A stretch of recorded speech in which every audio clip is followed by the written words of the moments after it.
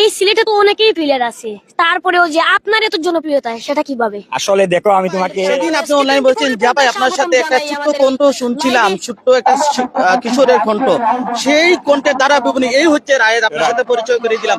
তার ধারা বিবরণীটা সেদিন কেমন শুনেছিলেন, আজকে তার সাথে আপনার পরিচয় হলো।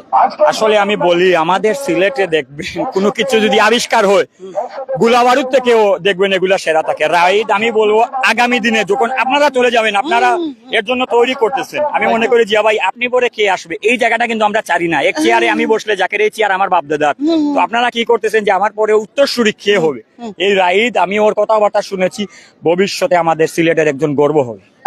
রায়ের তুমি কি যেন প্রশ্ন করতে চেয়েছিলা, কি প্রশ্ন করবা?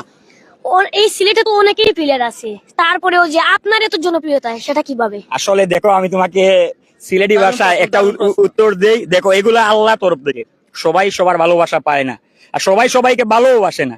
আর এইটা আমি বলবো এটা আমার কোনো ক্রেডিট না, এই ক্রেডিট আমার আল্লাহর।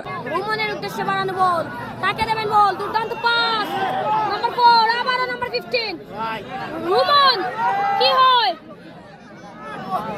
দুর্দান্ত ড্রিবলিং, শুট করলেন সেখানে নাম্বার 3।